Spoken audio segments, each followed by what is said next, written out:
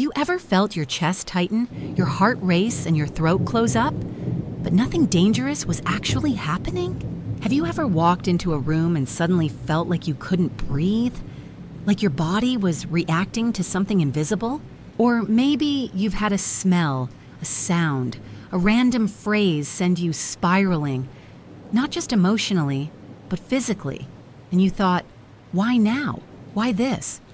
And maybe when you tried to talk about it, someone shrugged it off. You're overthinking. You've got to let the past go. You're fine now, aren't you? Maybe you told yourself the same thing. Maybe you tried to muscle through it. Smile. Push it down.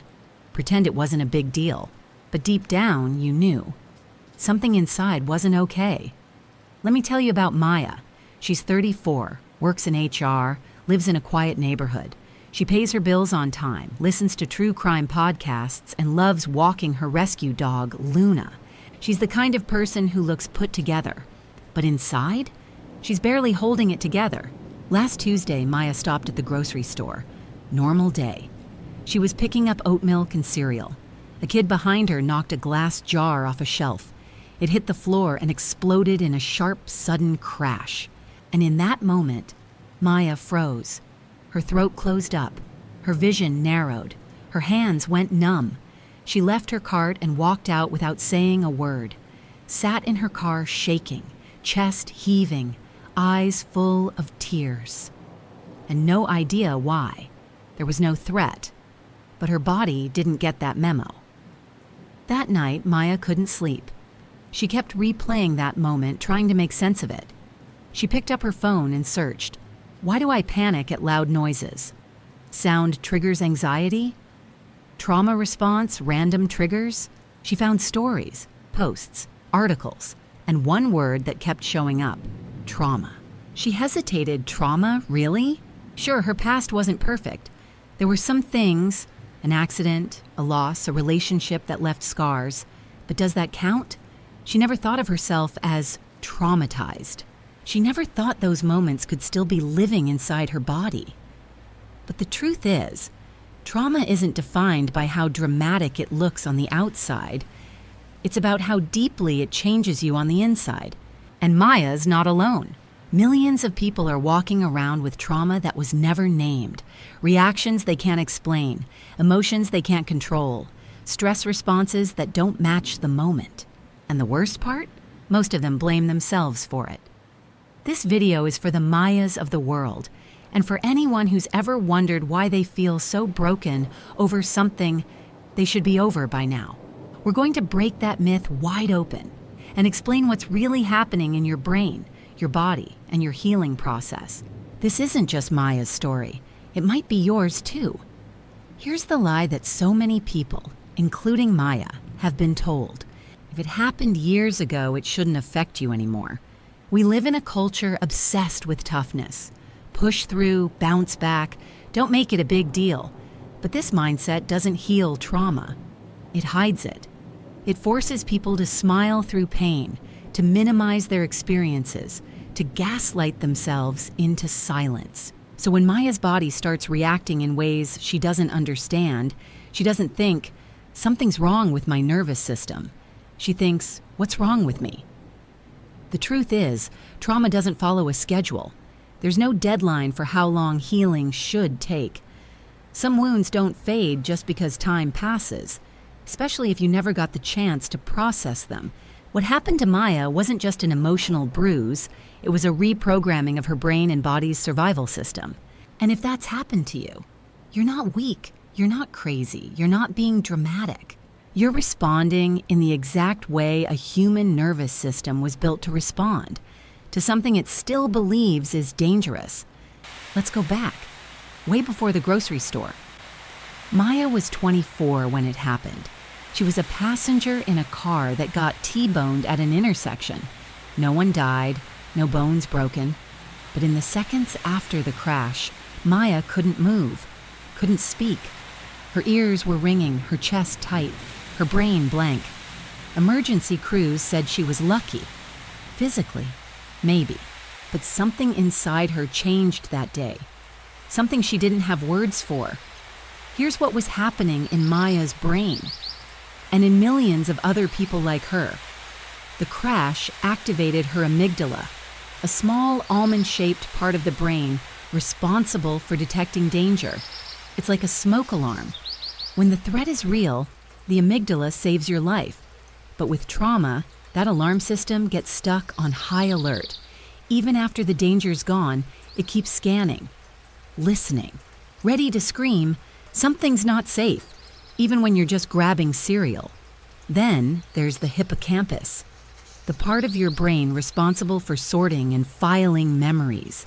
In healthy situations, it stores the past as the past, but under trauma, the hippocampus can shrink and malfunction.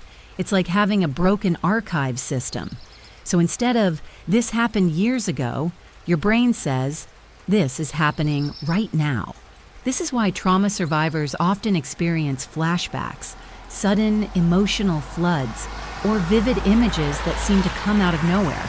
The past doesn't feel like the past. It feels like it's crashing right into the present. And then there's the prefrontal cortex, the rational decision-making part of the brain. It's the part that says, "Calm down, you're safe. This isn't real." But under trauma, this area goes offline. For Maya, that meant when the glass shattered in the store, she couldn't reason with herself. She couldn't talk herself down. That's not weakness. That's neuroscience. When the amygdala is firing and the hippocampus is scrambled, the prefrontal cortex is like someone trying to whisper during a stadium concert. It can't compete with the noise. Trauma doesn't just live in the brain. It hijacks the body, too.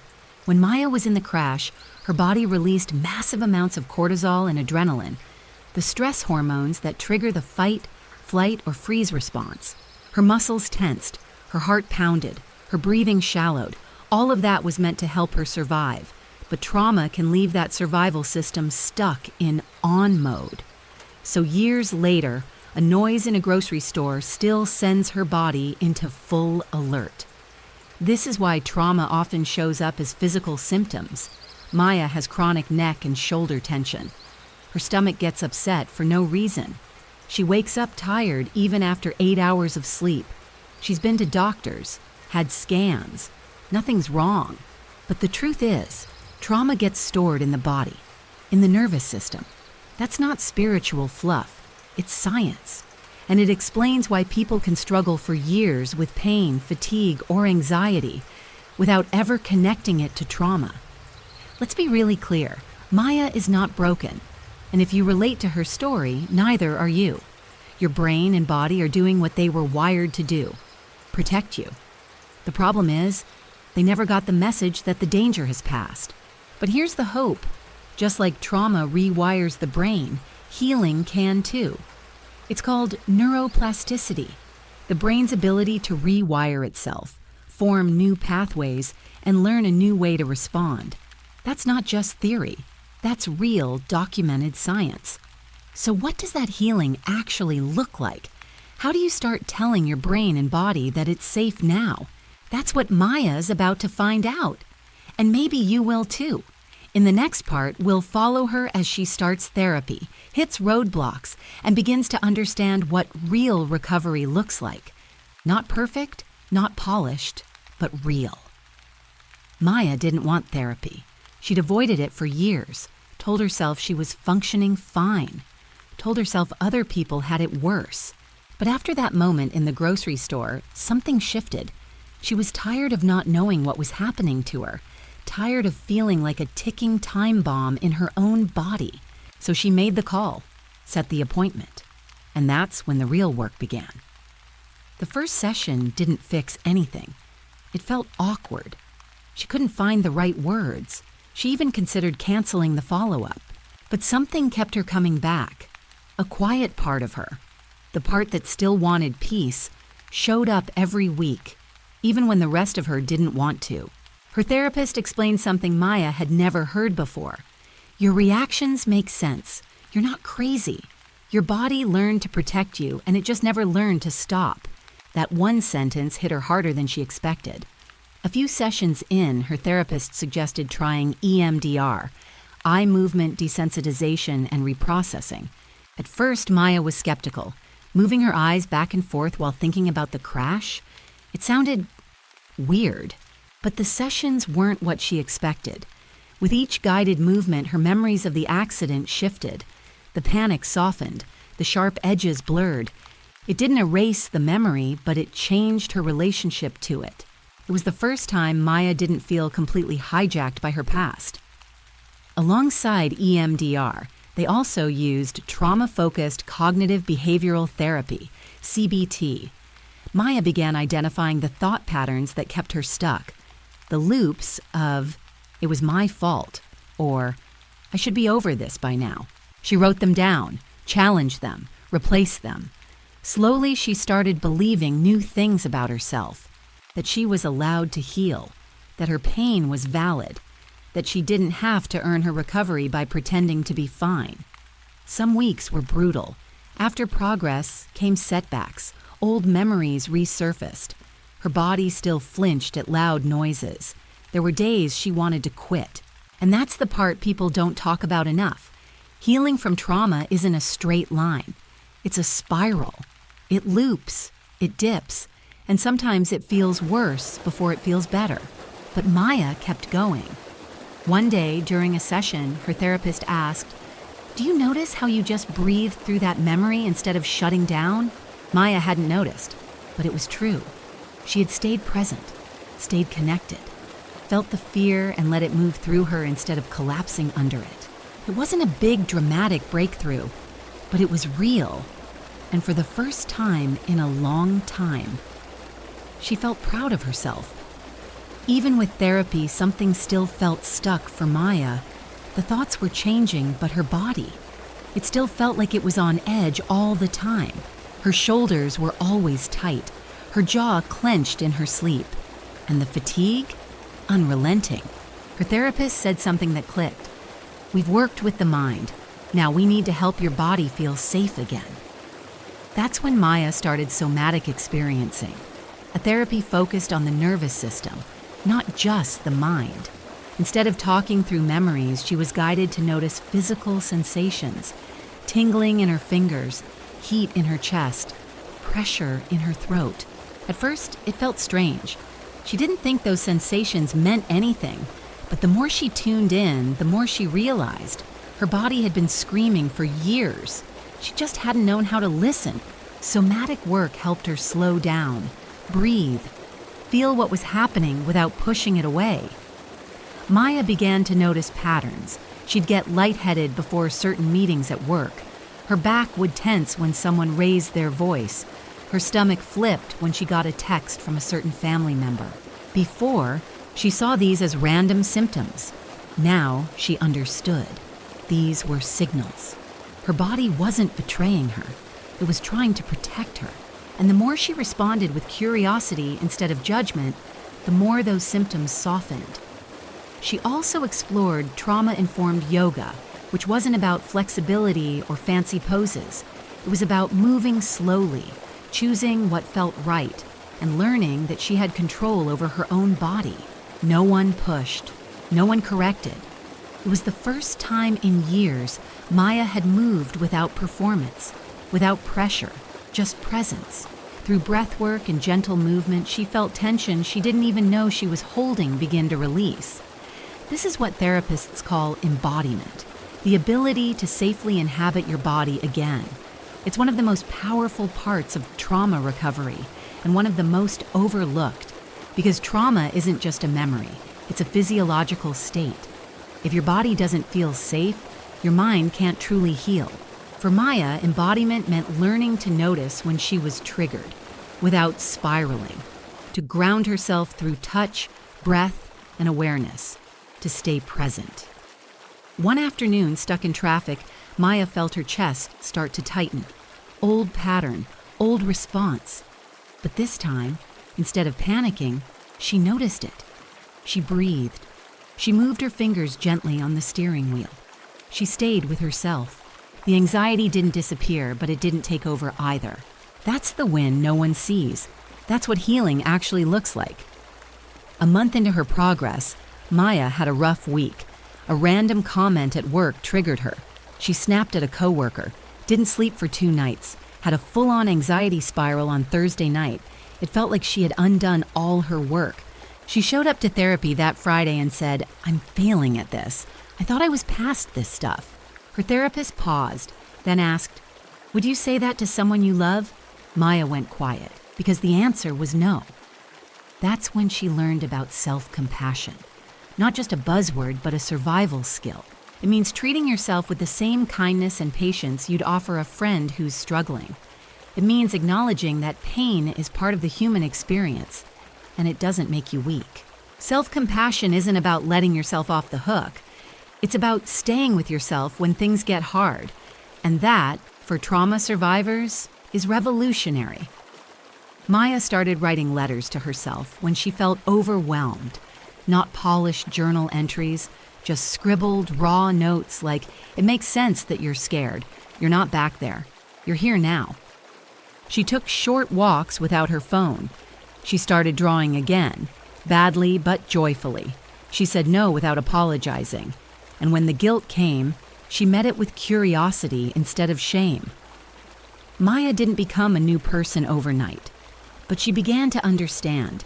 Healing isn't about becoming fixed. It's about becoming someone who can sit with discomfort and not abandon yourself. And for the first time in her adult life, she started to feel like maybe, just maybe, she was worth that kind of love. A few months later, Maya's back at the grocery store. Same location, same aisle.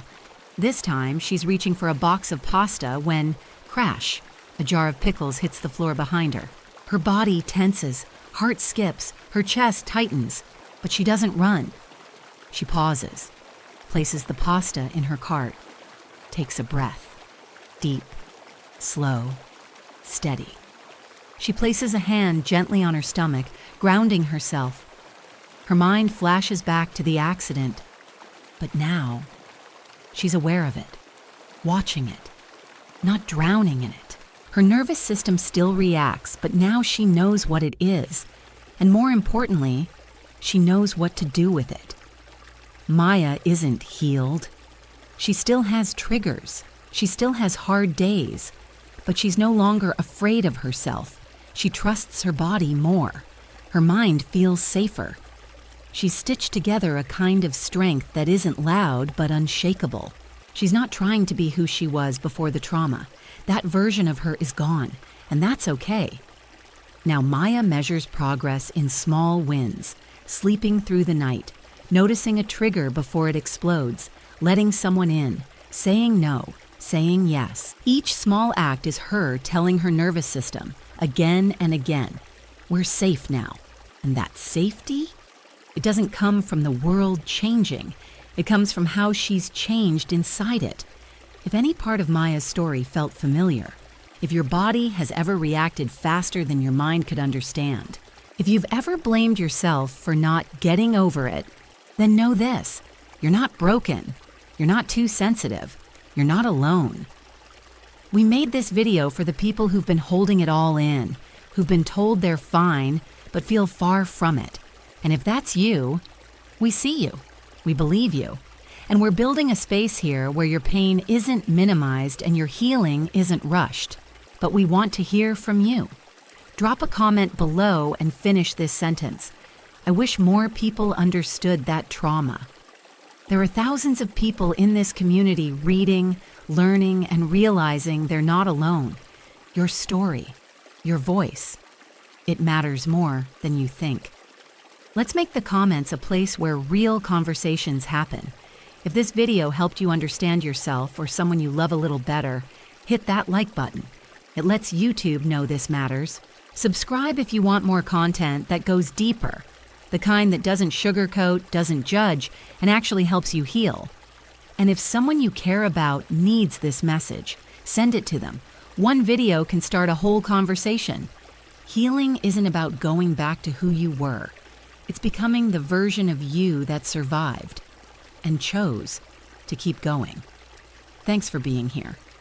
We'll see you in the next one. And until then, take care of yourself.